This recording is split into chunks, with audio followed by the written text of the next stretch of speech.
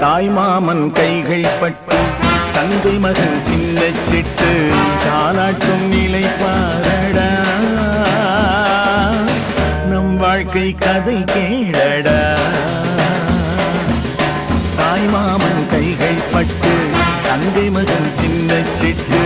தாலாட்டும் நிலை பாரடா நம் வாழ்க்கை கதை கேளடா செந்தமிழால் கொட்டில் கட்டி